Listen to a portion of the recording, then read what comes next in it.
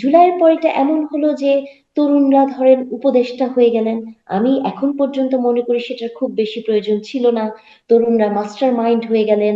তরুণরা এমন হয়ে গেলেন যে তারা ক্লাসরুমে ফিরে গেলেন না। আমি যেহেতু শিক্ষক, ক্লাসরুমটা আমার কাছে খুবই গুরুত্বপূর্ণ, এবং ক্লাসরুমে যেহেতু তারা ফেরত গেলেন না এবং তারা জানলেন যে আসলে খুব দ্রুততম সময়ে ক্ষমতার অধিকারী কি করে হওয়া যায়, এবং ক্ষমতার সাথে, শাসনের সাথে শোষকের একটা সম্পর্ক আছে। তো হুম, হুম, সেটার রিফ্লেকশনটাই হচ্ছে আপনি টক শোতে যে উত্তাপগুলো দেখেন।